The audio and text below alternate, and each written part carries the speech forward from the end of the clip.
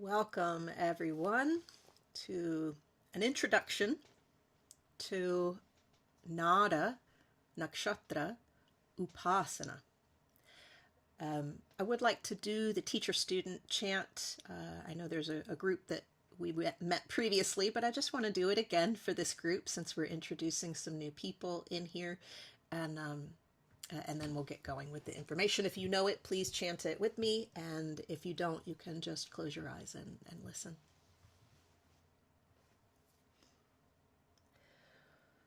Om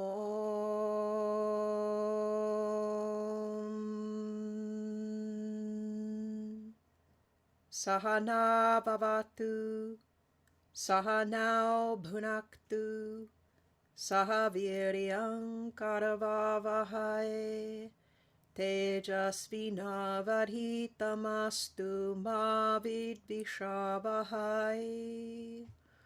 Om Shanti Shanti Shanti.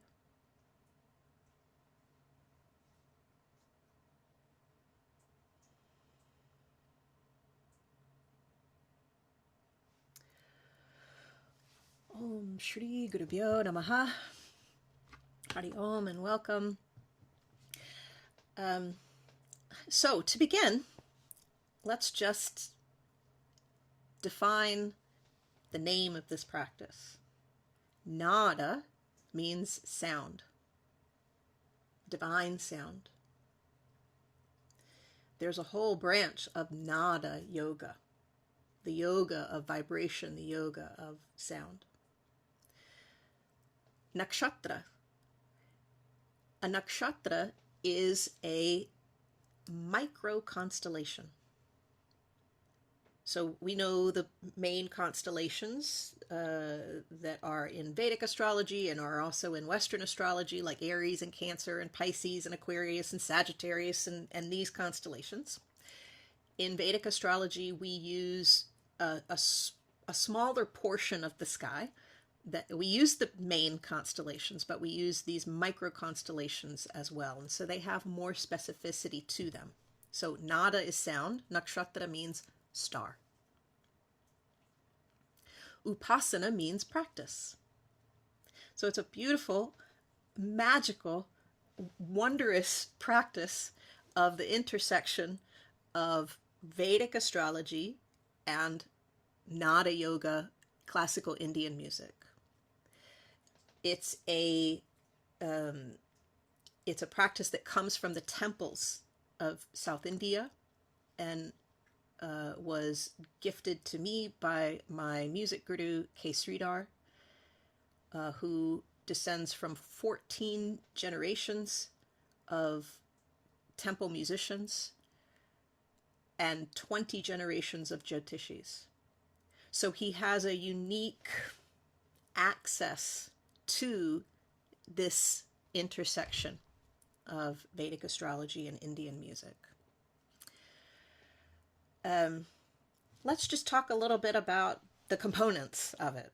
Just understand a little bit more of what is Vedic astrology, understand a little bit more about what is Indian music, and then we'll start to talk about how they come together in this unique way.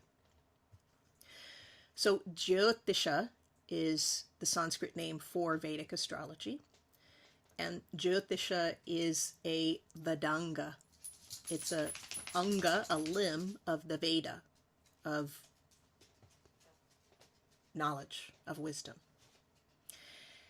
And its specific limb, its specific gift, Jyotisha, is the eyes of the Veda. So it's how the Vedas can see. It's how knowledge can see. Jyotisha, and the science of understanding the patterns of the stars and the planets, allows us to have a certain kind of vision into how things may unfold and how things may have unfolded for a person based on their birth chart. I have been studying Jyotisha. I started in Western astrology, so I studied Western astrology for a couple years with Randy Wasserstrom in Cary, North Carolina, and then Sridhar suggested I shift over to Vedic astrology. So I did, and I did a 3-year program with Kamala Sutton.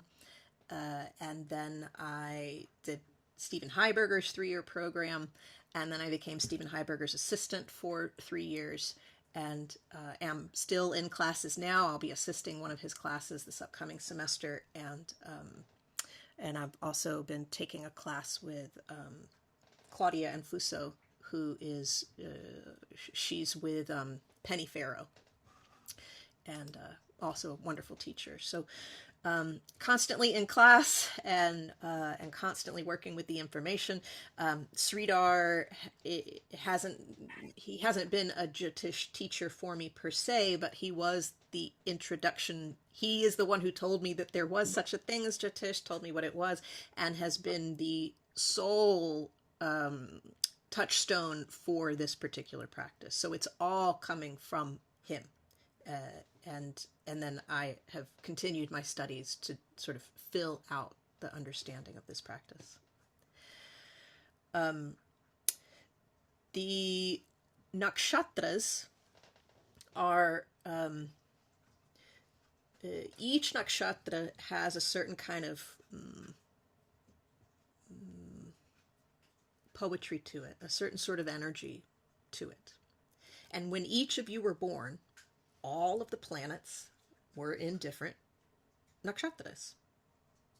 Each planet, each graha, has its own kind of archetypical energy.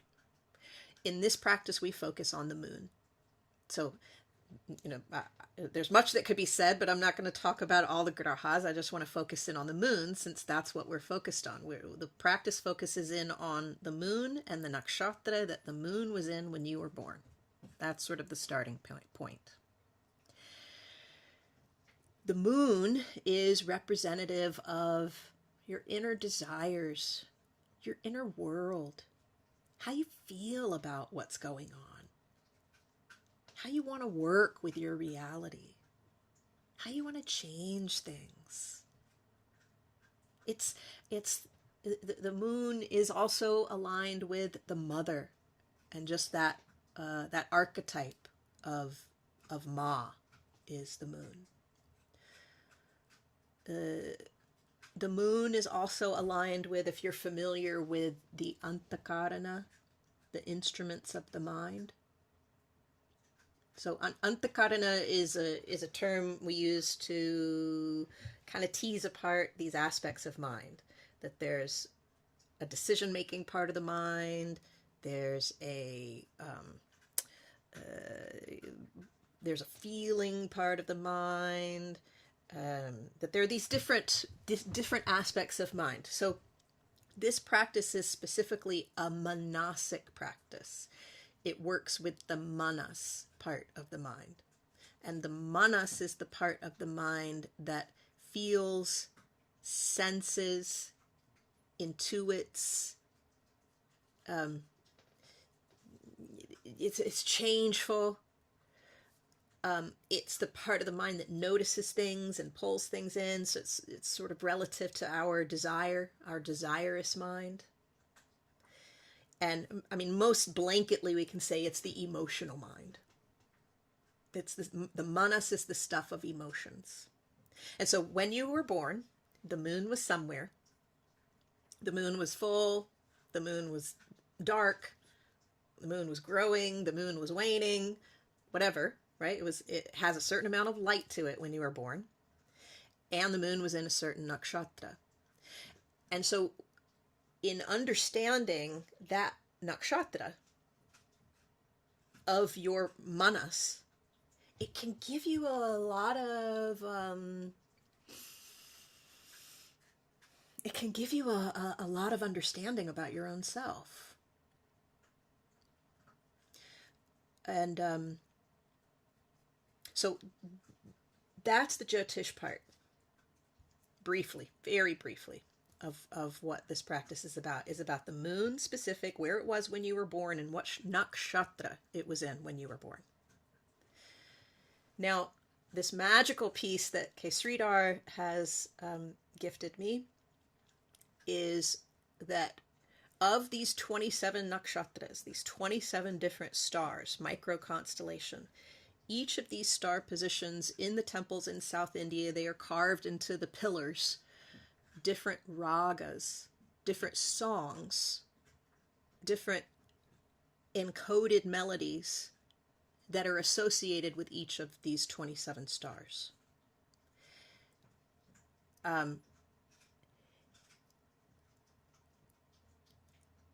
Nāda yoga, like I said, is the yoga of sound. And classical Indian music has two brackets. There's Carnatic music, which is more South Indian music. It comes from the temples. It's more scientific and mathematical. And then Hindustani music, which branched out of Carnatic music, and it's more individualistic. It's more artistically expressive. It's more like entertainment, and it's so good. They're both beautiful systems. Sridhar is well studied in both of these systems, and I would say that this particular approach to Indian music is coming more from the Carnatic side than from the Hindustani side of music. So because it's temple music, and Carnatic music is temple music. And raga is a raga is a song, but more specifically, it's a scale. It's a series of notes. It's a series of frequencies. In Western music, we lean heavily on the major scale. Do, re, mi, fa, sol, la, ti, do, right? In Indian, it would be sa, re, ga, ma, pa, da, ni, sa. From sa to sa is what we call an octave. We call an octave to get from one note to go all the way up to that same note, its higher expression or its lower expression. And when you look on a keyboard, those of you who know how to play piano, there's 12 different notes that you can press. That mean, the 12 different frequencies to get from this place back to the same place but higher or lower. You with me? Make sense? In Indian music, many more than 12 notes. There are many more than 12 notes to get from here to there. At the base, there's 22. We work with 22 notes. But then in between each of those 22 notes is 3, 4, 8 different tones between. Sridhar says that there are as many notes as there are fish in the sea. It's inconceivable, the sort of subtle specificity that can happen in sound. So raga music is a song. It's more specifically a scale, a series of notes to get from here to here and then back again. And it is inclusive of what the microtones, which are called shrutis. So the shrutis are, there's sa, re, sa, re, sa, re. But in Indian music, sa, re.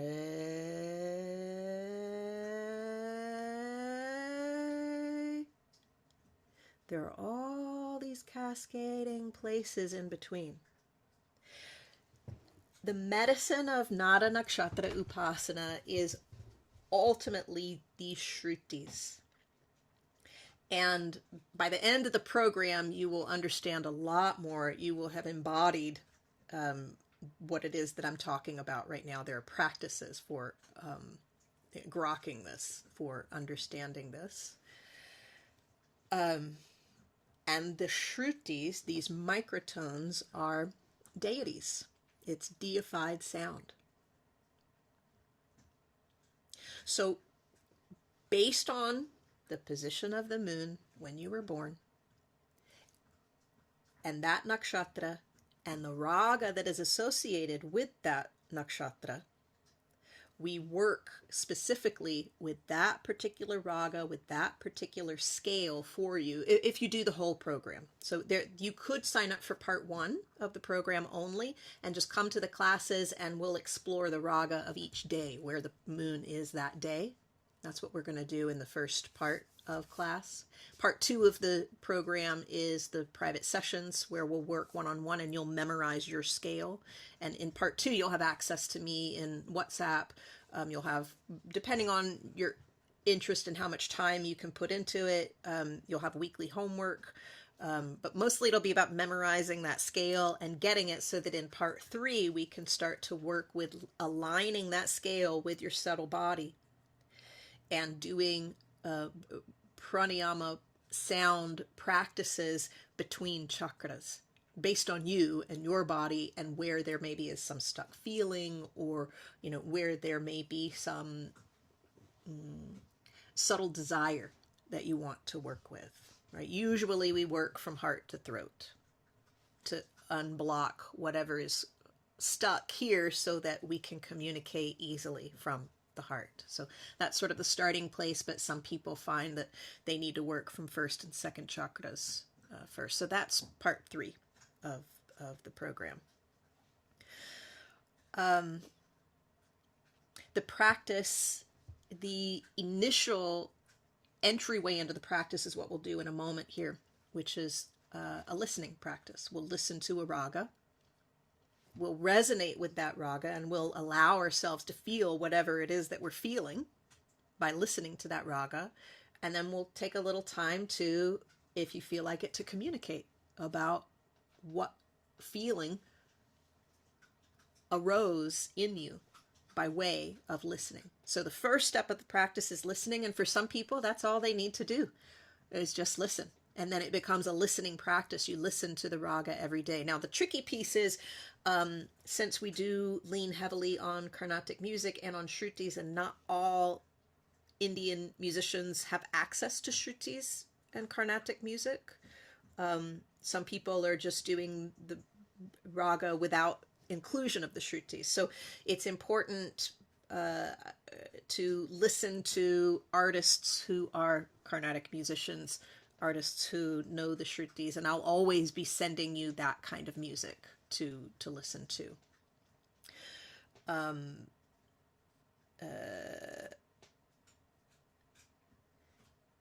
So part 1 is listening. Part 2 is memorizing your raga. And then part 3 is aligning that raga inside of your own subtle body and using another set of practices. Some people who are musicians like myself, you may enjoy doing different scales, different rhythms, so it can go in a lot of directions for musical types. For people who consider themselves not to be musical at all, I've had some really lovely experiences with people who think they aren't musicians, and it turns out that they actually can sing really well. And I've also had experience with people who are like, nope, I can't sing. And they do have pitch problems. They have a hard time hearing the note and replicating it. But there are practices, and I have had success in working with people who have pitch problems. They can't quite replicate what sound they're hearing. I have had success in helping people find the tone and find the pitch. So based on where you are musically, and your capacity to stay on pitch is also going to be part of the program as well. If it's easy for you to stay on pitch and memorize the scale, you're going to move into different practices with more rapidity. If it's hard for you to find the tone and find the pitch, it's still an excellent practice. Sridhar says it takes 5 minutes of learning, 15 minutes of practice, and 50 years of listening. And then maybe we'll get this practice. Then maybe we get it. Right? So there is part of it. Let me just close the window here so that he can calm down.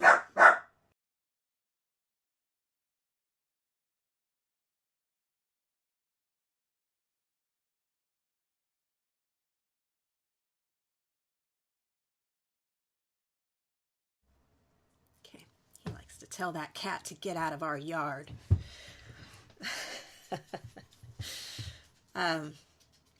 So there is one thing you'll hear me say a lot, and I know James knows this from doing it last year. There are a few people who are repeating the program this year because it can go on and on and on. It just can go on and on. I'm still learning new things with this practice. It just goes on and on and on and deeper and deeper and deeper and wider and wider and wider. Something that you'll hear me say a lot is, it's all about feeling. Get out of your head. It's all about feeling. At its essence, it's that we want to work with this raga to help us come into a deeper, intimate relationship with our emotional being. We want the raga to help us understand ourselves, to notice ourselves on a day-to-day basis, and to allow where we happen to be that day. Right? To stop trying to press and make it be something and allow it to be. So there's, I think there's a very Western mentality of like, the faster I get there, the better I'm doing. And it's just not like that.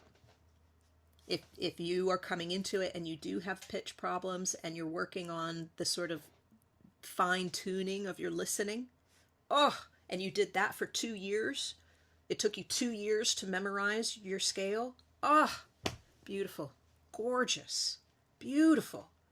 And then some of you are going to come, you're going to memorize the scale in a day and a half. And you're going to be like, what's next? Beautiful, great. So there's no expected timeline.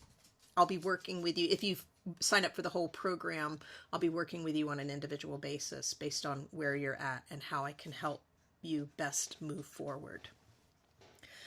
The aim is a deep sense of belonging, a daily sense of aligning yourself emotionally by way of sound, and the possibility, the potential of removing blockages in the subtle body by way of the practices that we get to in chapter 3, where we line the chakras, the sound up with the chakras. And that practice feels so good. Feels so good. So let me just pause for a moment before I introduce a raga and we do a listening meditation. Let me just pause and just see if there are any questions. Make sure I got into what you wanted to hear about. Yes, Karen, please. Thank you. Just when you were saying it's carved into the pillars, are you talking about that the ragas are carved into the pillars of the temple, in the temples? And is it each nakshatra? What is It's carved? very mysterious, and I don't have access to the information of exactly where or what it looks like. That part's very secret. So I can only tell you what Sridhar tells me, which is that they're carved in secret places in the temples, and probably in Tanjavur. I think I know which temple. But I have not seen them. It's very, very secret. Does that kind of get your Cool. question? Yeah. Yeah. Well, it also makes me very curious. I know. Me too. Me too. Me too. And then could you just repeat what Sridhar said about 5 minutes and the 15 minutes? Yeah. Could you just Yeah. repeat that again, Yeah. please? So he says 5 minutes of learning. You only need a 5-minute lesson. Right? You get the 5-minute lesson. Then you take that 5-minute lesson and you do 15 minutes of practice.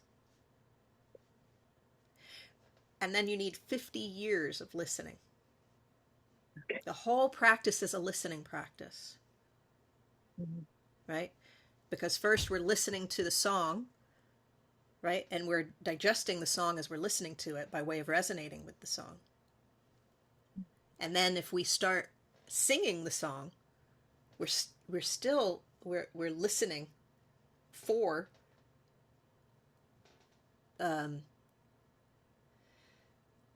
we're listening for the arisal of the shrutis within us, We're listening for our capacity to slide from one note to the next note in that medicinal way that creates that certain kind of feeling, which you'll hear in a moment. When we play the song, you'll hear how Indian music, it's, it's just, it's all sliding from one place to the next. It's not staccato.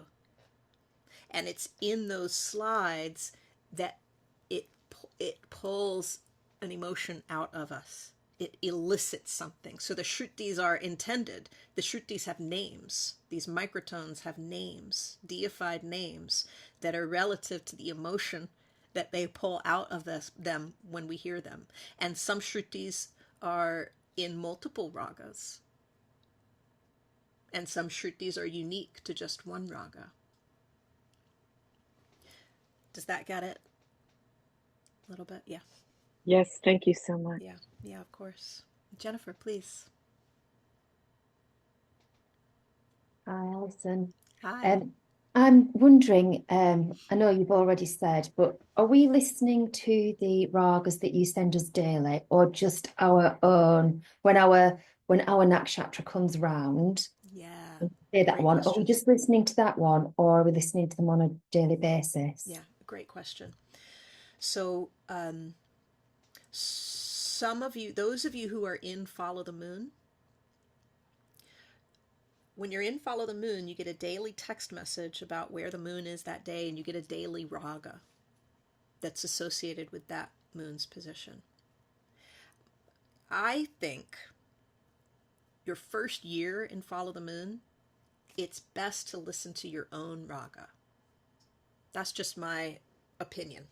You can do what you like, but I think it's best to know where your moon nakshatra is. In Follow the Moon, you'll get the daily text and the daily raga, and once we get to that raga, you just, every day you get the text message, but you listen to your raga and not necessarily the raga of every day. But it's really up to you. Because you may really enjoy the music, and you may want to explore what it is to listen to the different ragas every day. But I think if Indian music is newer to you, you may get more out of it by listening to the same raga. Yeah. Lovely, thank you. Yeah, of course. Of course. Any other questions before we get into a practice?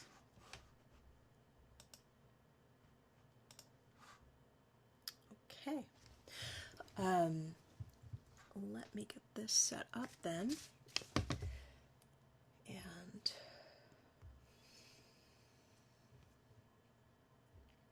all right. So let's come into a meditative seat. And you can let the eyes close.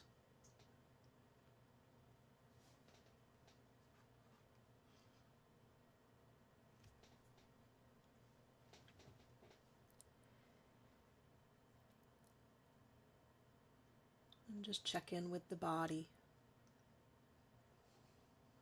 Let the body settle.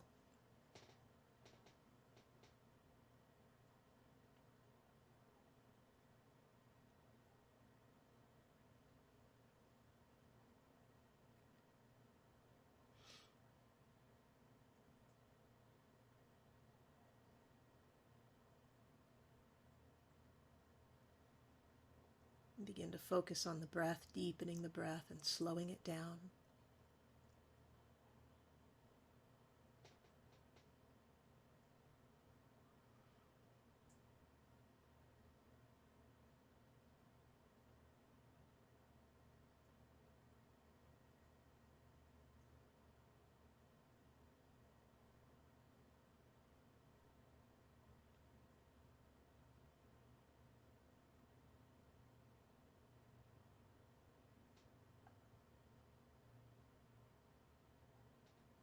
And then begin to focus at the heart.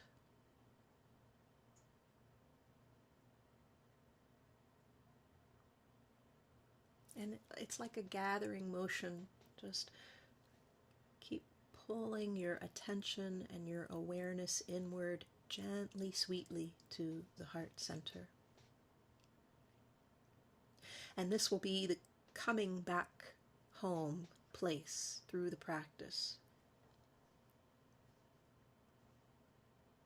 We want to stay embodied at the heart and avoid the way that energy pulls up into the head and we start thinking.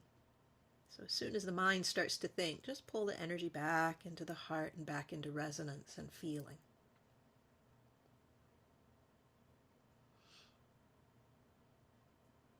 Pay attention to the ears and the way that sound enters my voice or any sound in the room of where you are. Just paying attention to that process of listening. And see if you can take the sound through the ears and down into the heart so that you're listening in a resonant way. You're listening from the place from which you actually make sound, the chest cavity and the throat and the heart. Listening deep, deep into the body, not just superficially at the ears and then lifting the sound up into the head to think, right? Embody the sound down into the heart. And as I play the raga, I'll just play the first 5 minutes or so.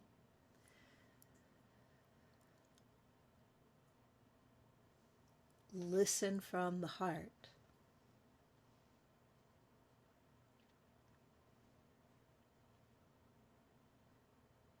Some of you will feel or lean into stories. Some of you will lean into certain emotions or feelings. Some of you it'll be images.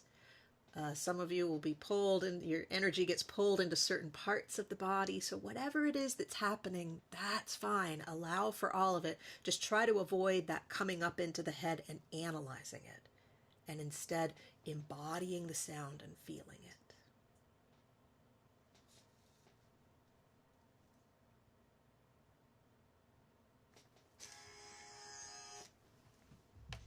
Battery 100%. Connected to spirit.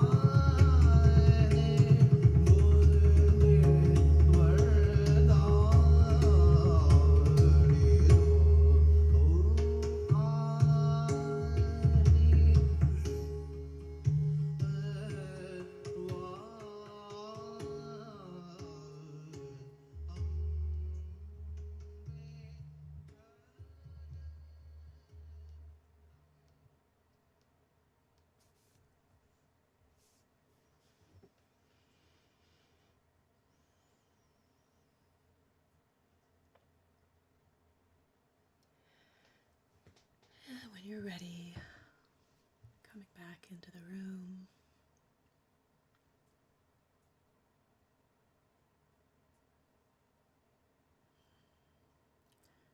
So that is Raga Durga, and that Raga is associated with the moon's position right now, where the moon is today.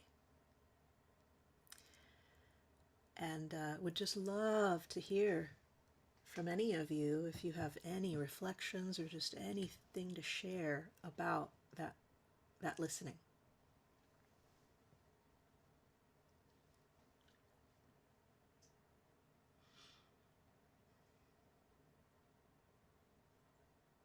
Yeah, James, please.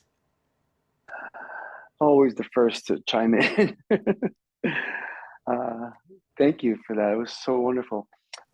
Perhaps it was a little interpretive for me because I kind of dropped right back into that temple with the pillars, but I realized that might have been sort of checking into the thinking part. So I came back down, and it was a wonderful experience actually, because it was a little lila. It was a little play there between the heart and the mind wanting to make sense of what, and my trained ear as an engineer hears it's a live ambient space.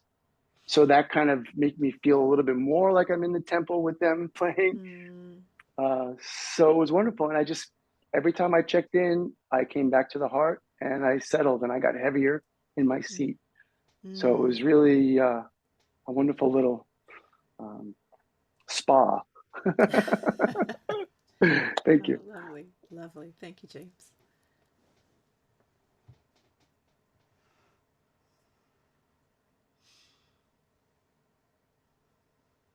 Anyone else? Yeah, I'd like to share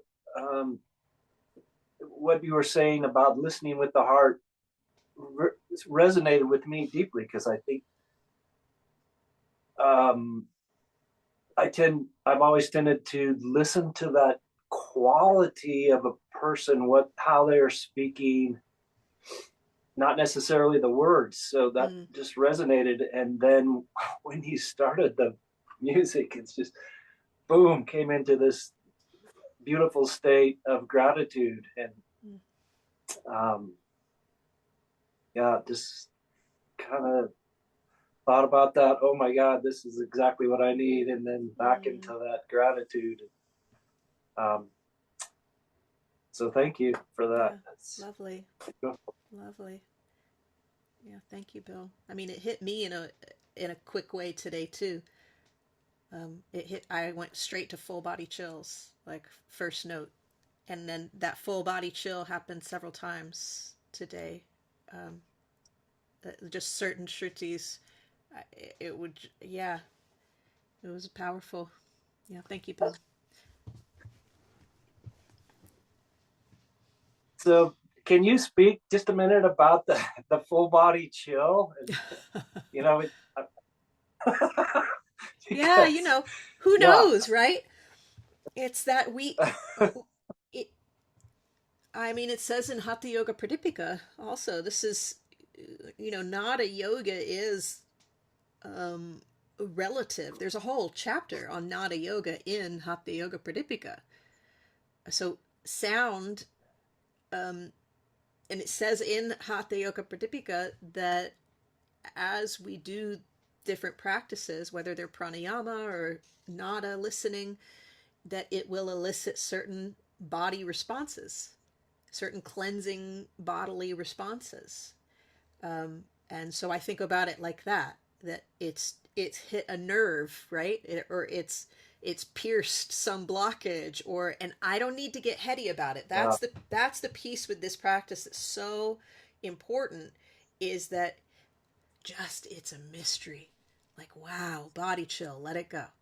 Right? Instead of like body chill, I'm going to Google body chill and like, what does body chill have to do with sound? And then you're off topic, right? Then you've gotten up into the head and you're trying to like collate and analyze instead of what the practice invites us to do, which is to just go, whoa, what a wonder.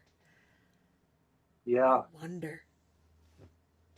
And I guess I asked that because there's so much happening when we experience that. And it's like, it's so beautiful. And generally for me, it brings lots of tears. And so it's like, okay, what's happening here? Because this is magical. Yeah, this is amazing. It is. I agree. And I guess maybe that's the best response, is that we don't have to label it. And actually, I would say, put it in a box. I'd say that's one of the most important ingredients to this practice, is that what it's doing is it's giving you a relationship with the mystery itself. And no matter what you figure out about the mystery, it will go deeper. It will go deeper. It will go wider. There will be more that you can't comprehend with the thinking mind. And that's the beauty of it. We want to stay inside the mystery of it, right? And so let it be mysterious. Let it be a joyful engagement with the mystery itself, whether that's God or the universe or whatever that means, right? Yeah, thank you, Bill. Thank you. And Sigrid, you have, and I see Mariana too. Let's Sigrid and then Mariana.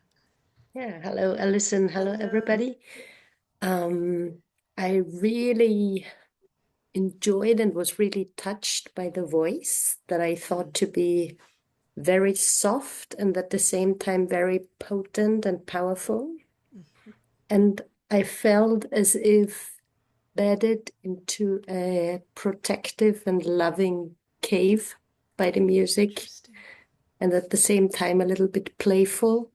So very soothing and pleasant experience. And what I found interesting, that first this cave was rather in the heart region. And when the I will call it watery drums. Like for me, they had a watery sound to them.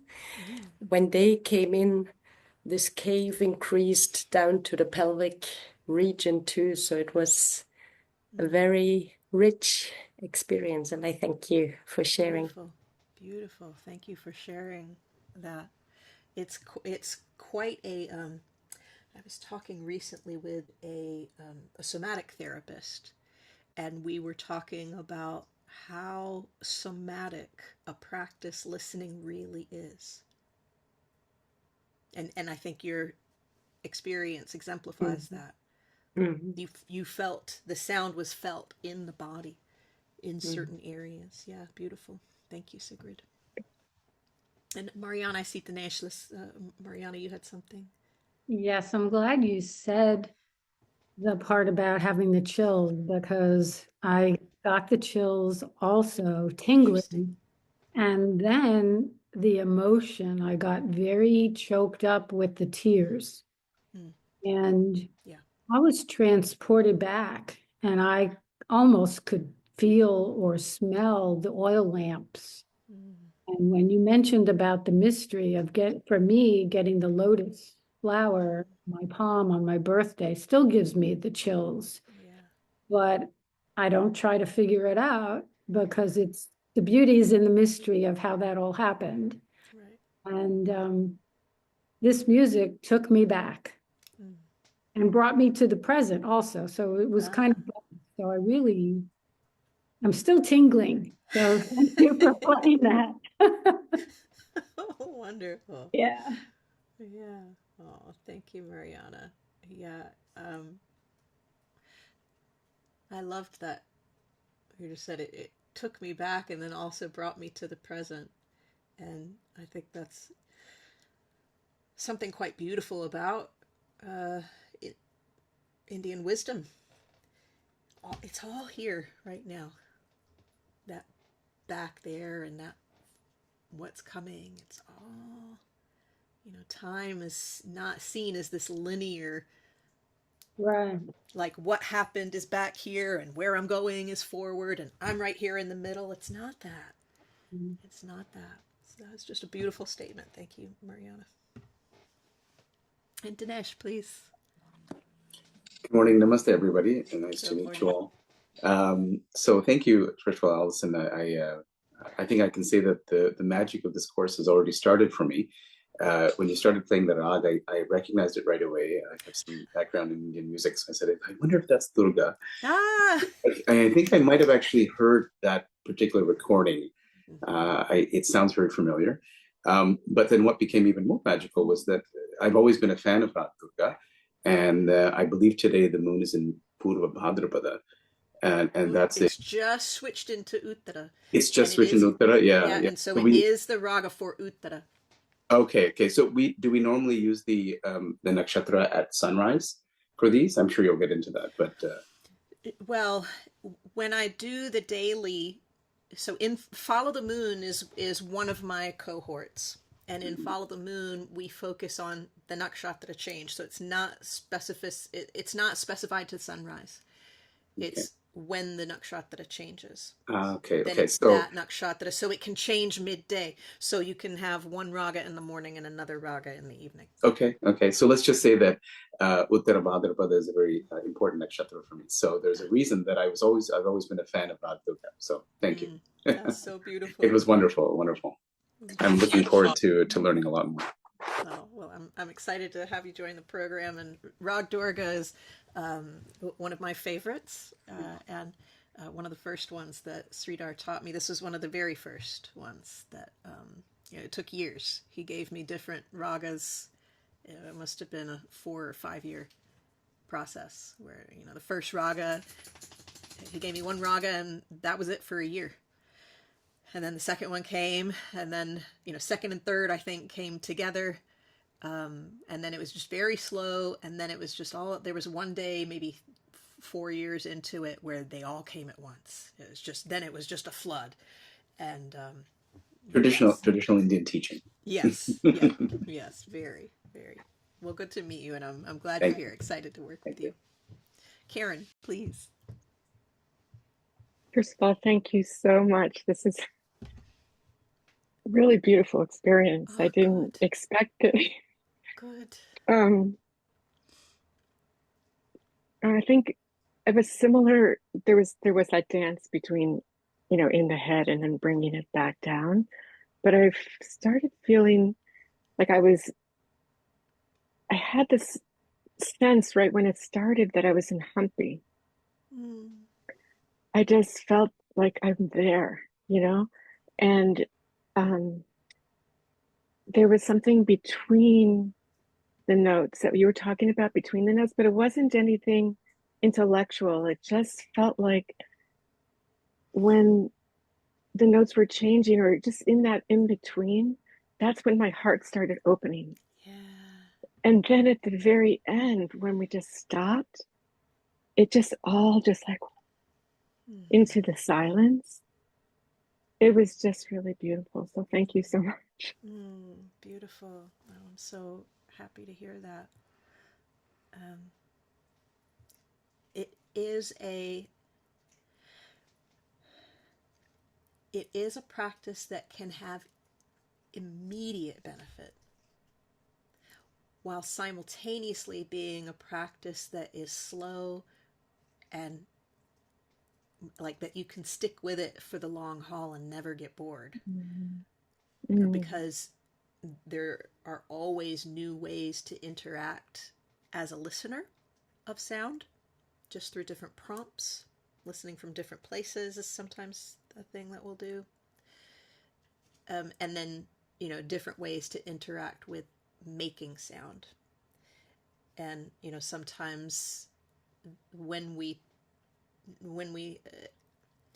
have a raga and we hone in on, gosh, when it does that one slide, when it does that, and the more you listen to it and listen to it and listen to it, and then you become intimate with it, and then you can do it, right? And then you start doing it, and then you place that sound somewhere in your own body, and it becomes like, this was Claudia Welch, she coined the phrase, Shruti Shodhana.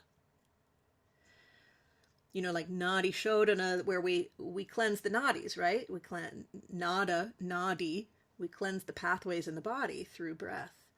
Well, in listening to these shrutis and then replicating the shrutis, we cleanse the subtle body. Shodhana is like a purifying, right? Shruti is the space from here to there, the sound of the space from here to there. It's so beautiful. It's just so, this intersection of, we're really talking about micro constellations and microtones. We're talking about transitional spaces. It's so beautiful. So thank you, Karen. So beautiful. Thank you. Jennifer, please.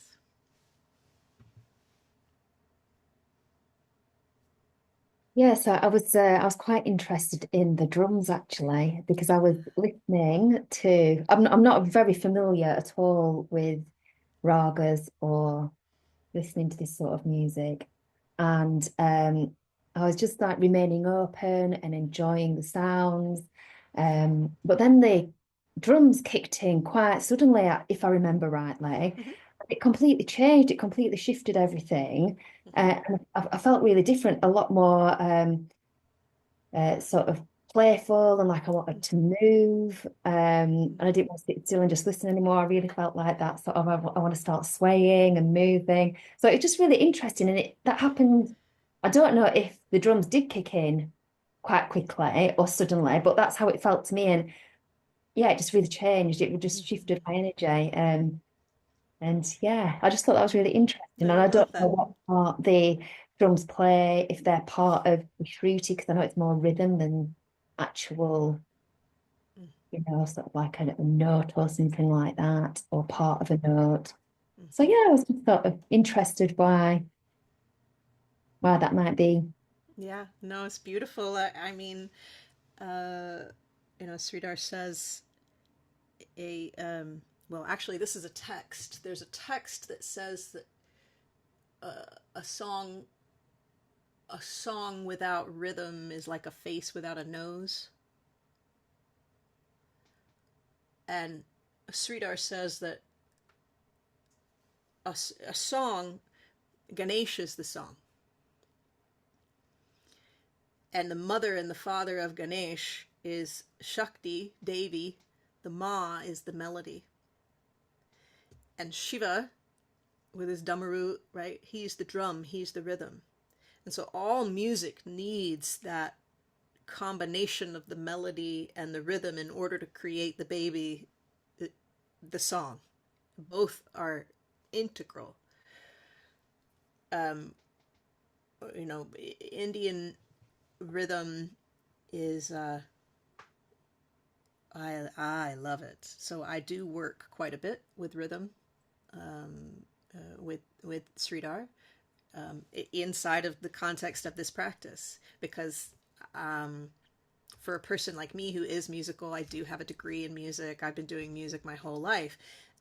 So for me, it just adds a tick to the interest level or to the challenge level of it. And he knows just how to like, he'd be like, we'll do this and then do it at double rhythm and then do it at quadruple rhythm. And then I'm like, oh, I'll never be able to do quadruple rhythm.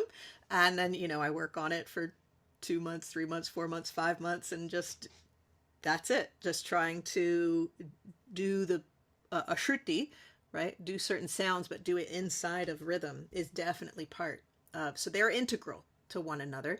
I wouldn't say that every single person who moves through the Nāda Nakșatra Upāsana program is going to integrate rhythm into the practice in a disciplined sort of way, but some people definitely do. And I guess I'll say also that impulse to move and to sway once the drum comes in.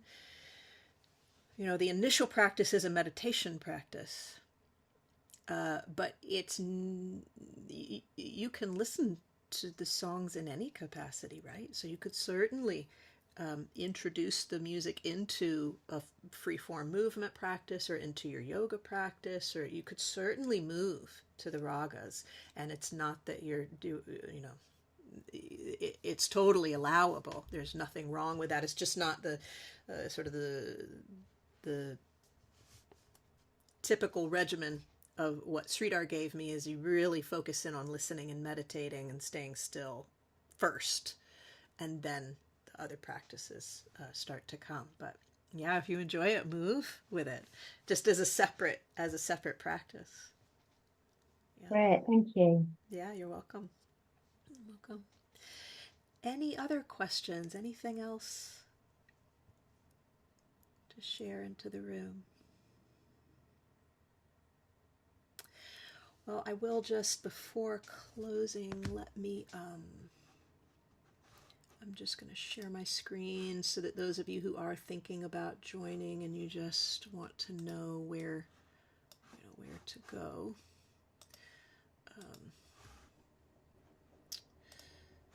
Let's see, here it is. So if you go to AllisonDennis.com and click on programs and then go to Nāda Nakșatra, then you'll come to this page here. You can see that part 1, if you just want to do the classes that are in January and February, that's $396.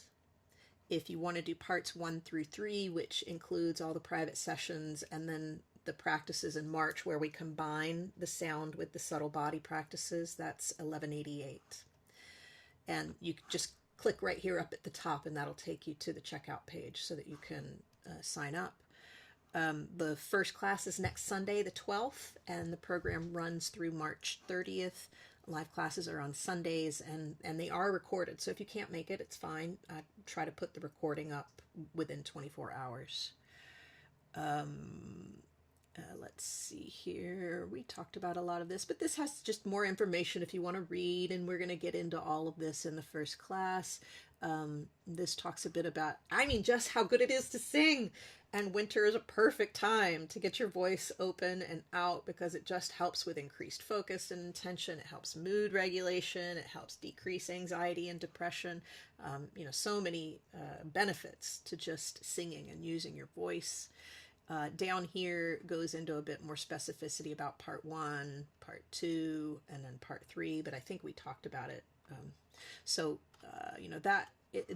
This is where you can go to sign up if that's something that you're interested in. If you are a repeat student, you did it last year and you want to join again, then there is an option in the checkout page for signing up for just parts 2 and 3.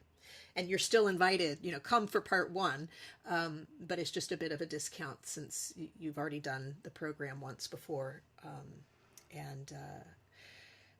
You'll see that on the page. And I'm just so looking forward to getting going again. I am a student of this as well, and somewhat of an excavator.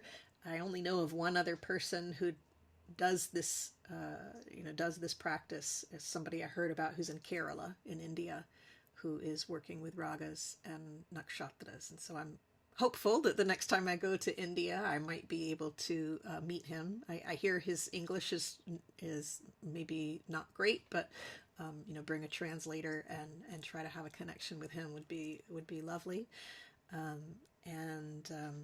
I just think it is a timely practice. And I think even though it is a practice and there are steps and you are working on something, I think what's lovely about it is that there's no push to hurry up and get anywhere with it, that it really is an opportunity to sit inside of your emotional self. Allow yourself to feel what you're feeling that day. Take a moment after the listening or after the practice to check in with how you feel afterwards, and then go about your day. Right? That it can be a very quick,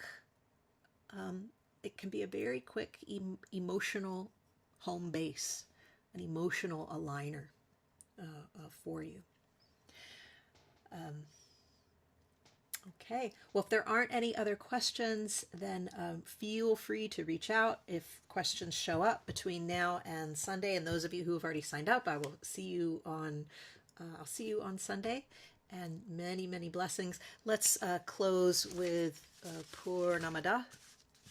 And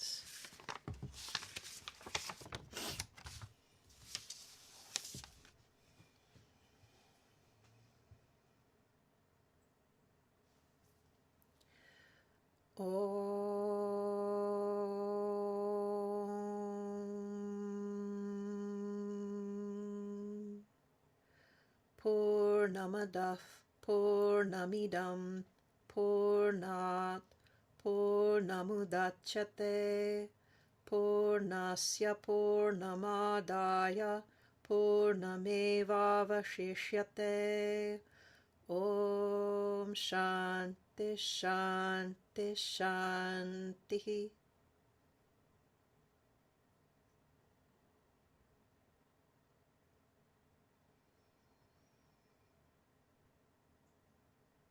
Shri Gurubhyo Namaha. Hari Om.